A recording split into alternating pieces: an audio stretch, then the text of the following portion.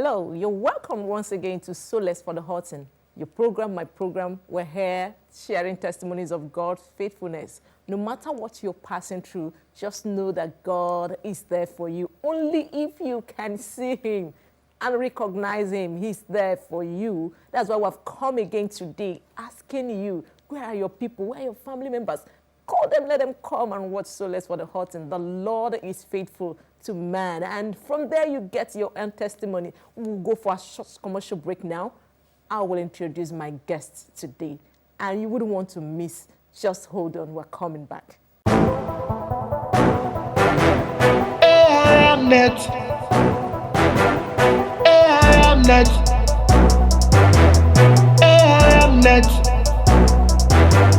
AMNet, African Movie Net, entertainment for the whole family.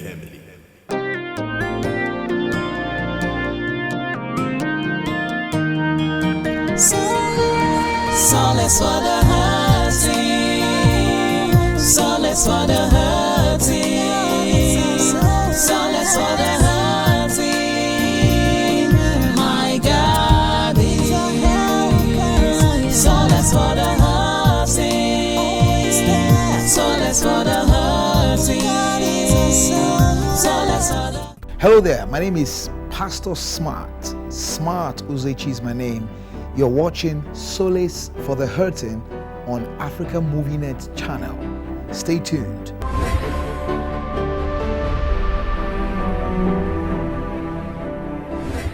You're welcome back. Today, I have a special guest with me on set. You'll love to hear his story.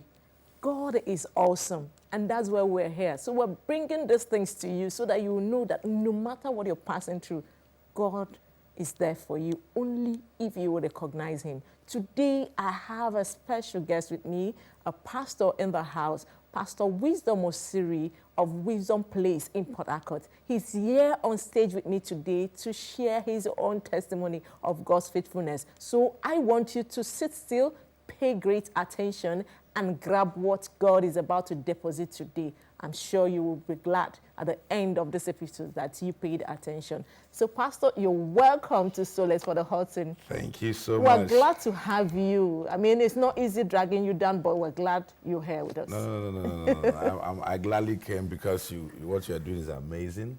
So I know that you have to create time for what is important. So I'm happy to be here today. Thank you very much. Thank you. So without wasting much time, the people want to know, why are we here today? Tell us the story. Wow, I like the word, the story. Yeah. As you grow, you realize that it's almost difficult to focus on one story because our lives are full of different kinds of things. But maybe I'll just do what I can call the story. Okay, maybe I like the way you call it, the story. The story, yeah. I will focus on the one that I think caused the other ones to begin to happen. So when I was born as the sixth child of 8 in a family of 8. We had 6 boys and then 2 girls in my family. When I was born, I was kind of different. I was weighing 1.8 kg. Oh, wow. So I was not even supposed to be alive. That's why I suffered a lot from birth, actually, wow. From birth to when the real story happened. That's what I'm going to head to. Okay. So my father was looking for, how you give birth to a child and then you have a namesake. So my father was looking for someone to be my namesake. And then nobody was, willing. Wow. Yeah, so somehow my father met a man that his name is my father's friend. And in Igbo language, generally you have this name in some parts of Igbo that answer it. So you have Ndukwe. Ndukwe is Central Igbo, which means life agrees. Good. So my own, from where I am, will say Ndukwo. It's the same thing, but just change E to O. Correct. And so, I got to understand that the psychology behind that name, Ndukwo, was going to be like a question. If life agrees. Wow. If life agrees, I will live. Wow. If life does not agree, I won't live. So my mother said my body was so, crystal that you could see through and see my bones to some extent, some part of my bones, because I was weighing 1.78 to be precise. You can imagine how skinny. small Wow, I small. was. And so I'm trying to say from that time, and I was not a sickler, but they just realized I just kept falling ill. My father used to pay doctors. You know how you take a child to the hospital, and then when they are done treating, then you say how much did it cost, then you pay. Mine was a reverse. My father used to pay in advance. So in case he's not around, the doctors have enough deposit to be able to handle it. Wow. Yes. I was that sick. I don't know if you have been sick to the point that you told people good morning, and then the sickness hit you, and then you woke up later, a few hours after, it's not evening, you think it's a fresh morning, then you now say good morning again. And then it started from that. And I realized that I was literally struggling as a child. And I don't know why, maybe that's why they left me in the village. So I had to be left in the village to stay with mom, grandmom, others were out. So my case is a very funny kind of stuff. And then I just realized at early age, I would join my mother to farm. My mother would wake me up early morning, and I would go to grind beans. My mom had to do this bean cake called akara, okay? Very early in the morning. And whether it's fetching firewood, whether it's fetching water in the stream, whether it's hawking things. I can't remember what I've not hawked, really. Wow. Yeah, kind of what I've not hawked from cherry to leaf to okra. I mean, anything that could have helped somebody survive. And that's where I got something that finally helped me later in my life. Because I've seen poverty also, okay? And I realized that what you're not ashamed to buy, don't be ashamed to sell. Wow. And so I was not ashamed to sell anything, including fufu. I have sold all of that. When I tell the story sometimes, some people don't seem to relate to it. Yeah, from where you are now. No, they don't relate to it. So, and that's why I call it the story, So I had my challenges. And then because of that depth of lack or poverty of a type, sin and poverty, they're very close friends. Wow. And so you're going to go into lying, go into stealing, And so my mom will sell things, and then I'll go and take part of her money and go to school and buy things. And then the woman will be looking for her money. He didn't have stolen her money, And it was that difficult for me. And then started joining some very funny people. And then I've added weight now. I was very skinny. Wow. Okay. And then so I also have my own share of both following girls and girls following me. Wow. But you see, why I called it the story is because all of this, happened and prepared me for a life that was very unpredictable, very precarious. A life that you can say, what good can come out of this one? You know how you have, children, so you look at this one, it's like the black sheep of the family. It's like this one can amount to much, But let me cut through the whole chase and hit the thing that changed my life forever was when I gave my life to Christ. Wow. The story is about the story of salvation. These days some people say they have given their life to Christ, and you can't, you ask them their testimony of what your life was before you met Christ and what your life is now. And some can't really say. Some, they don't have no testimony around that. To some people, it doesn't even matter. But for me, that's the story. That's the testimony. For me, that was the game changer. I mean, I used to be so sick that when I was in a boarding house, I would be sick. I would travel on Friday, see doctors this Monday morning. I would come back. Then I was leaving the village. My father was in the town. My mother was in the village. I don't know whether because of the sickness. And then I will come back on Monday. By Wednesday, I'm back again. The worst of them was when I had what they call elephantiasis. All my body was full of pus. And even when I got healed and, later, when I gave my life to Christ, when people, my friends, those days, I don't know about what I use that thing, that's what we call Nexadone, we Yes. call Shelly, all those all stuff. those, People used to rub in their face for their face to be smooth. I used to rub my whole body because it was all full of spots then. But you see, nobody can tell me about the power of Christ, because by the time I gave my life to Christ in 1991, the whole of that thing changed. Not only did sickness go, I've never been to the hospital again to lie down because they say you're sick. Wow. I have 3 children. One is 13, the other one is 11, the other one is 8. None had ever gone to the hospital to sleep because he's sick. Wow. The only time they have gone to the hospital is when they were giving birth to, and then the 2 boys when they went for circumcision. And then my first son, when he had an issue with his bone, he fell down, broke his bone. So there were 4 or 5 things that happened when I gave my life to Christ. Number 1 was I got healed. And I realized there's a difference from just being healed in terms of healing to experiencing health. The Bible says in 3 John, it says that I wish above all that you be in health. Not visit health and come back to sickness. Be. And when I was going to be a pastor, and that's what also, entered my children, I had to enter a covenant with God. God, I'm going to serve you. But you know what? You're going to take the sickness and disease far away from me. Wow. And I realized that sickness is far from me, my family, my children, my wife. Now, I'm not saying that sickness does not come to knock at our door, but it doesn't stay, because now the approach has changed. It's no longer the sick person trying to be healed. It's now the healthy man defending his health. Wonderful. Yeah, he's a healthy man defending his health, because I'm approaching that not from the mindset of a victim, but from the mindset of victory that Christ has already won for me. So you realize that for me, that's the story, that's the testimony, that I became a stranger to sickness.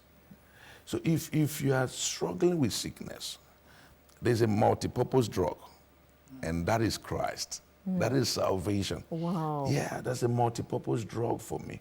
That you get to that point where you realize that, you're done playing church. You're done, just having a form of godliness, but denying the power thereof.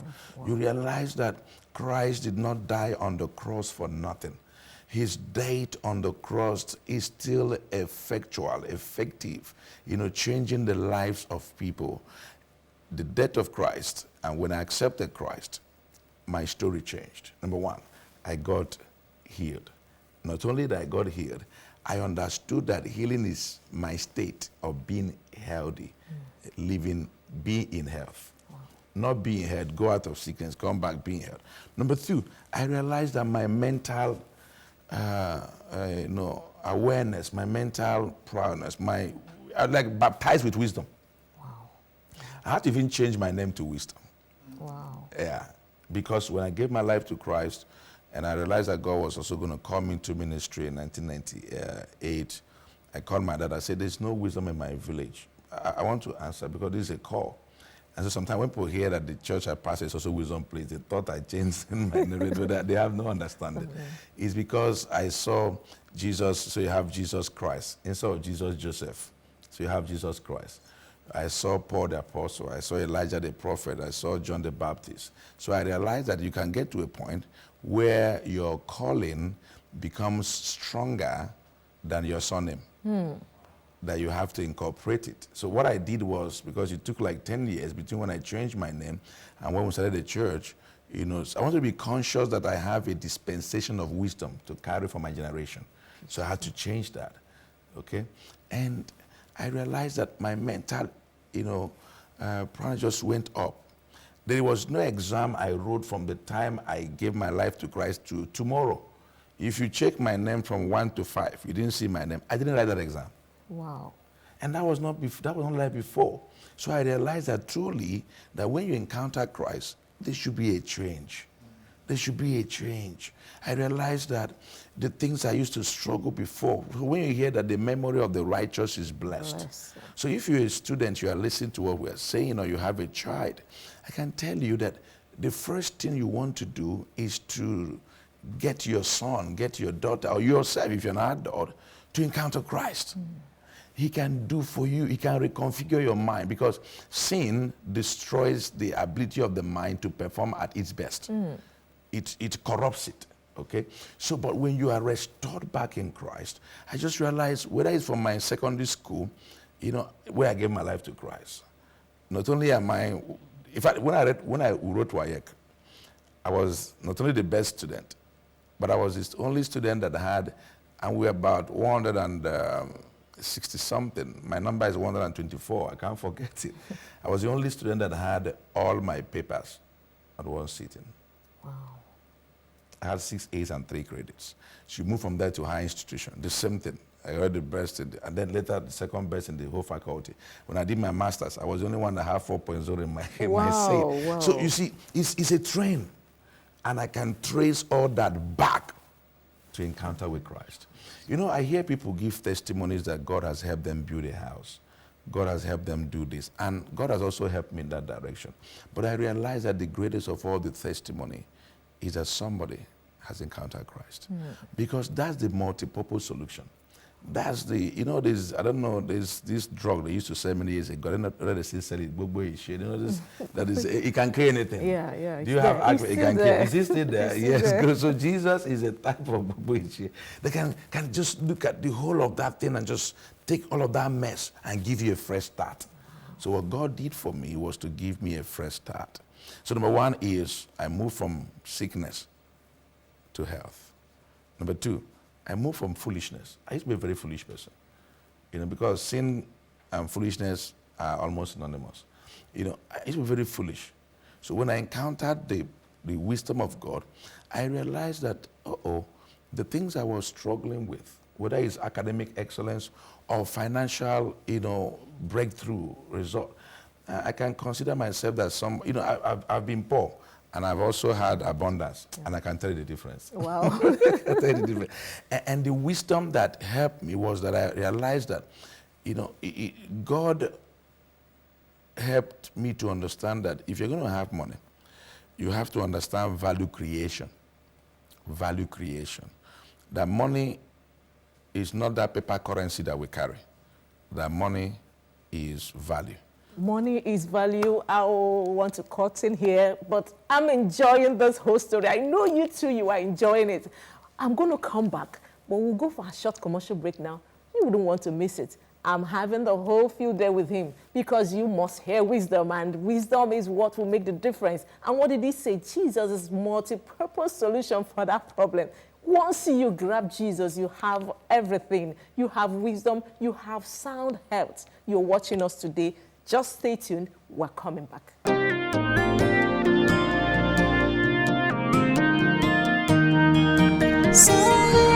Solace for the hurting. Solace for the hurting. Solace for the hurting. My God is solace for the hurting. Solace for the hurting. Solace for the. Hello there, my name is Pastor Smart. Smart Uzechi is my name. You're watching Solace for the Hurting on Africa Movie Net channel. Stay tuned.